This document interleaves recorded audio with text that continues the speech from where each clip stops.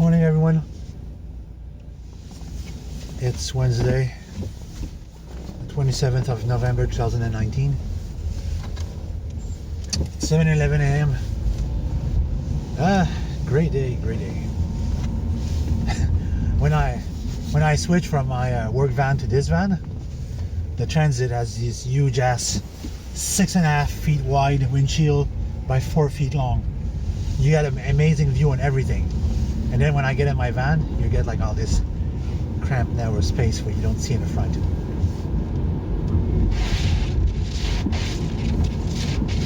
So I made 2 videos yesterday, which I didn't post. I deleted because I wasn't happy with the result. But what I was saying, I was sort of contradicting me and going more into a rant than actually sharing a vlog. So I delete them.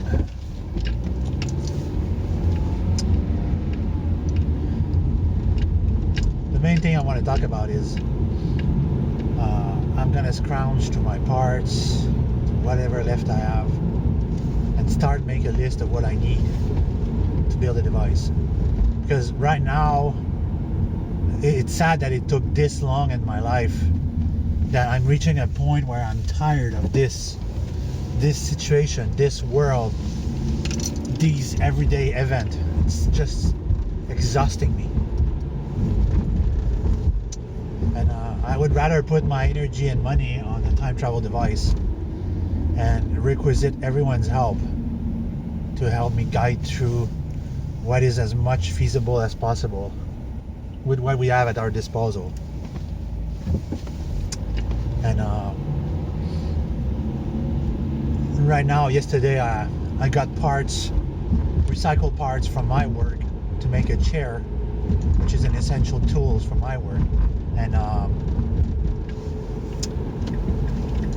there's my co-worker at the other company says he's going to provide me with a backrest. So that there by itself is going to be like a huge ass saver, because I'm going to have a nice seat to work on and my little cramped space down there. And it's going to be way more interesting to work down there than to work on those foldable chairs, which are not comfortable.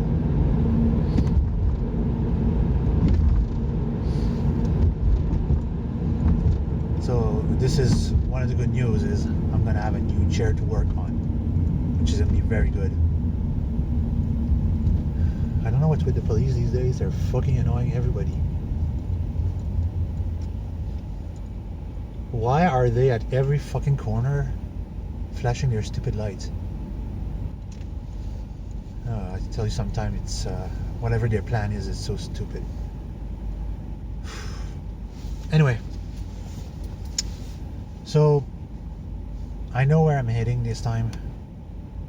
I finally figured out what I needed, which was the last ingredient. Now I need to learn a little bit more about how to generate that frequency, that vibratory frequency, something that would work in unison with every other part. Because when you're working with this idea, it's all speculation and theory. Nothing is set in concrete. Nothing has ever been actually tried or told to the public. Because I have this belief that every physician, like Michio Kaku and Neil deGrasse, or astrophysicist, they are told at one point when they reach a certain level of education, they are told a certain truth, that they're revealed truth. You know, these guys, truth is revealed to them and explained to them that certain things are the way they are, and we don't need science to tell me this, and so on and so on. So they live with a secret that only the people that reach their level knows, and they're promised fame and popularity and riches if they keep their mouth shut about it. Because each time you talk about time travel to one of these guys, they're going to revert to the stars, the power of a star, a black hole, a massive amount of gravity from the stars, spaceships. They're gonna make it look impossible. when we all know better. We all know it's much less than that. One person that revealed one truth a while ago was David Icke, when he explained that reality is not what you think it is. There's other universe right beside ours, and to get into these universe is just a matter of tuning a frequency. We're viewing reality from one point of view because we're tuned on that frequency. But if we could change our level of frequency on our body, our chakra energy, we could switch reality. And thus, by the same mean, we could switch time. We could flip from one time to the other time. So this is where one of my fondest beliefs stands on, because I do believe that there's other universe. We're living in parallel with other dimensions, where a person made a decision one morning and the other one made another decision, and it stems from this decision. There is another reality where a version of me is a complete bum, drug addict that doesn't do anything with his life, and is a drag on his entire family because he's depending on everybody to keep his addict on. And there's another version of reality that is me right now, which is a successful, hard-working person. I own multiple companies in my life, which came and go, and it was all my companies were one-man operation. And every company I had was just me, or me and my mom. But my mom was just providing me with the funds I needed. She did little work on that side. But I digress.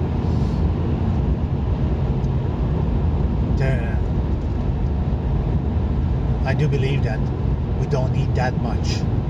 We don't need a huge level of energy, a huge level of this, or a huge level of that, millions of dollars to do this.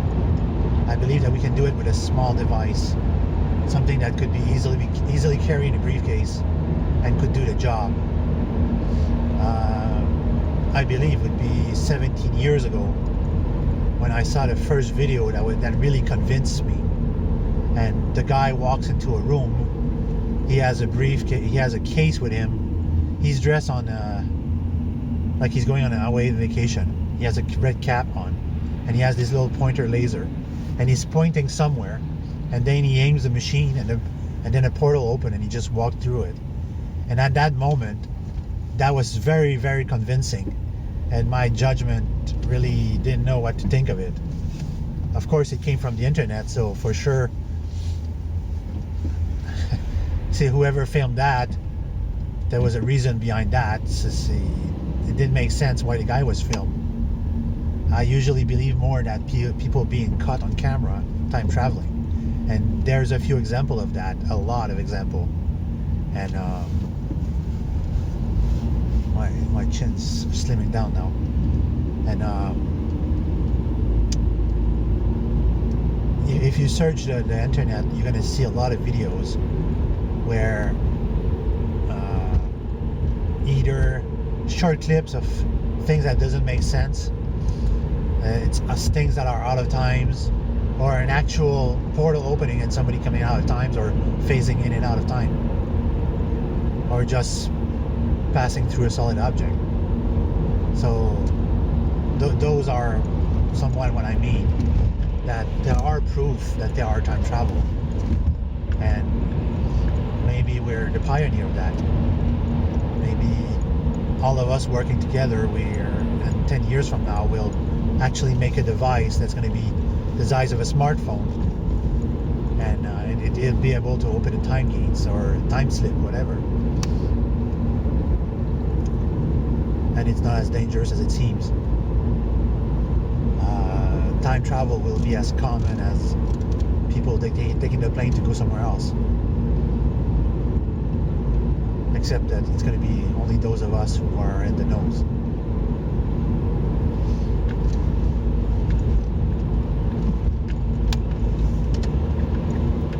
When I cheat that I am. If I do make it, why don't I come back in the past and actually give myself a solution? But that would create a paradox where every version of me would have to come back each time and give myself, and it would create an eternal loop. So this is one decision why I never took that final decision of saying, like, if I make it, I'm going to go back in the past and give myself the solution, which I won't. And I'm not going to give it to anybody else, the solutions. I'll share it once I do it, which is in real life. Sometimes also I wonder at what level does the mind interfere with the amplification of thought on a true machine? And would we have better result if it was someone with faith, and somebody at the level of faith, their vibration level is higher than a regular person, and they can manifest their thought through a machine more easily than someone that doesn't? Me personally, I haven't done anything spiritual in ages, and I am so drained every night when I'm going to bed that I don't have the energy even to exercise my eyes. My eyes are just getting lazier and lazier compared to before, when I was working before. Every night before I wanted to fall asleep, I was exercising my eyes. And what that means is that, I'll give you a quick tip on that, is you close your eyes and you make your eyes do circles, X, squares, triangles, lozenges. You do like geometric shape it with your eyes.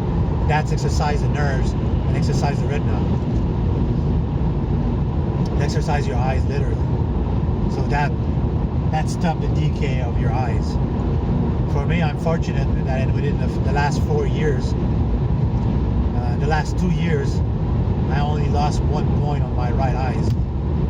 But because I went back to these are new glasses. They're not the same as usual. I got 2 pairs of the same. So if something happened, I can always switch without having my eyes being interfered with different glasses. So that's what exercising your eyes can do. It can help stop your eyes from your eyesight decaying. If you're at your age of 40 and above and you're wearing glasses, I suggest that you do that on a regular basis. But back to the topic, that when I finish at night and I'm in bed resting, I'm so tired, I don't have the energy or the mental capacity to do spiritual things, focus on energy, focus on my chakra or anything. I've been out of touch with myself for a long time, and I really need to get back in touch with my spiritual energy, get back with do a recharge of my energy. And something that is sad is, back 20 plus years ago, 25 plus years ago, there was a place in the center of Quebec where there was a pyramid, which was just the tip was out of the ground, but the rest was underground, and it was built on a geomagnetic strong points right under a specific star. And I don't think that pyramid was meant for the wish I wanted. But when I went there the first time to recharge my spiritual energy, it really worked. It really gave me a serious boost. And unfortunately, that place doesn't exist anymore. I think that if I was fortunate enough to win a lottery, I would build my own pyramid. I would build a pyramid within a pyramid. This is something that I believe that David Copperfield did in his early days. Is that he started early to learn the power of the pyramids and the Egyptian gods and Egyptian magic and all these things. And he studied that, and he got most of what he knew and most of what he had through that.